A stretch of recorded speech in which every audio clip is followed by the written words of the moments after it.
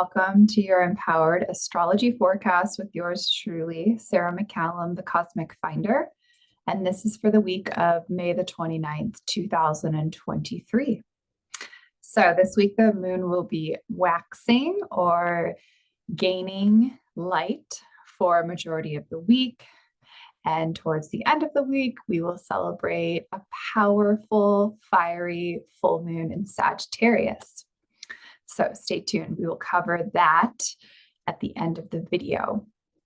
And I'm also going to share with you a card pull for the group, for the collective, with a very new deck that I'm really having a lot of fun with. So first, let's talk about the moon shifting signs over the course of this week. So at the very beginning of the week, the moon will be in Libra, then it will shift into Scorpio midweek. And then at the end of the week, when we celebrate this fantastic full moon, it will be in Sagittarius. So when the moon is in Libra, it's a great time to collaborate with others, to socialize, to connect, reach out to a friend, reach out to a colleague, reach out to a classmate, and also be very aware of balance and harmony within your relationships and your life. So when the moon is in Libra, it's often a time where we can see very clearly where things are disharmonious, where things are out of balance. And then we have the opportunity to create change so that we can bring things back into a state of equilibrium. When the moon shifts into Scorpio, this is a great time not only to tap into your healing process, to tap into regenerative practices, also perhaps hold space for another to heal, whether that's a client or a friend, and also dive into topics that feel extra juicy when it comes to research or diving deep. Scorpio loves to get to the root of the issue. Scorpio loves to really unearth. So if there's something that you've been wanting to study or research, save that for Scorpio moon days. And then once the moon shifts into Sagittarius, this is a great time for expansion and exploration, especially with full moons in fire signs. It's an awesome time to move your body. Maybe you could dance under the light of the full moon. Maybe you could participate in a sport or take some sort of movement class while the moon is in Sagittarius. Maybe you could go for a really long journey or hike outdoors. But whatever it is, understand that when the moon is in a fire sign, the energy needs to move. So save some of your movement practices for the tail end of the week. All right, so the moon will be full in Sagittarius on the 3rd of June, which is Saturday. And full moons are great times for celebration. They're also great times for release and letting go. And we may be able to tap into or sense like what it is that's been coming up for us that we are ready to release. It could be like an old thought process. It could be an energetic pattern. It could be like a physical response to some sort of relationship or substance. But maybe there's something that has been kind of pinging you that's been like, hey, this thing doesn't serve you anymore. And the full moon is a great time to send it away lovingly. Also, simultaneously, if there's something that you're really proud of yourself for achieving or maintaining, celebrate that. Love on yourself for that. Be proud of that, The sun is in Gemini. So a lot of what we're experiencing collectively in regards to our purpose is about gathering facts and information from others, is about understanding, this person's perspective on that versus this person's perspective on that.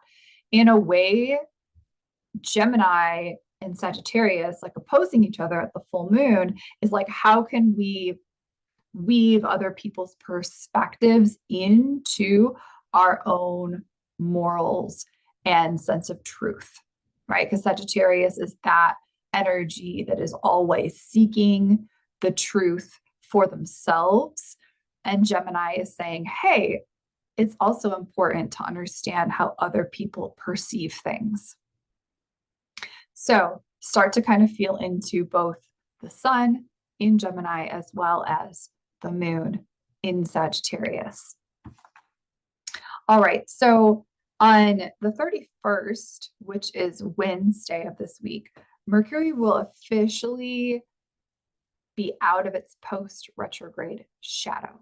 So it is basically at the degree it was in when it went retrograde. It's covered all of that territory now, and it's moving direct into new territory. So this should feel really clear, like our vision should be a little bit more obvious, and some of the issues that we've been experiencing in terms of, Mercury being retrograde and also that shadow should start to, resolve itself. And then on the 1st of June, we will have Mars and Saturn in a relationship that's known as a quincunx. And this can feel a little bit tense. And it might just be that we really need to move with this energy.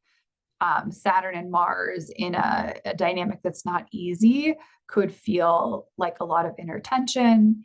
And so just be mindful of moving your body, of, making decisions and moving forward with plans.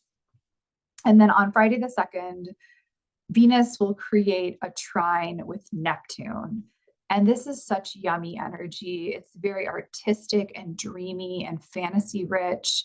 It could be that you're, really called upon to embark on some sort of artistic hobby or practice as a way to channel this energy through your body. Maybe you're wanting to paint, maybe you're wanting to write poetry, but it's likely going to feel really relaxing, and rest and sleep may be important, but it's also going to be an energy that is best expressed through art. It's not really a day to get a lot done, so just be mindful of that as well. And then lastly, on Sunday the 4th, we will have Mercury conjunct Uranus. So you may receive some really electrifying and profound downloads. You may need to activate the mind in some way. You may feel like there's a lot of creative mental energy. And so it would be wise to put that to use. So you might save some of your, critical thinking types of tasks for the end of the week. It might be that you want to, create copy that day for social media posts, or just be open to, some very powerful mental energy, and have an outlet for the mind on Sunday. All right, so the card that came through is out of a beautiful deck that is new to me, and I'm just working with it, by Emily Anderson, and it's entitled Crystals. It's really fun. And so the gemstone that came through for the collective is that of amber. And amber is beautiful in that it is a stone you can use to attract love, but also to create harmony in your life, in your relationships. It's a great stone to use to protect your home and your spaces. It attracts a calm, relaxing energy. And generally speaking, I mean, with the energy of the Libra moon at the beginning of the week, this is very much aligned, again, harmony, balance, love, but also, with this really powerful full moon in Sagittarius, I think it's a beautiful way to weave in something tangible to your full moon practice. So perhaps working with the energy of amber with the stone during your full moon ceremony could be a great way to tap into this Sagittarian energy as well. Very benevolent, very optimistic. I hope you all have a wonderful week, and I'll be on to chat with you again soon.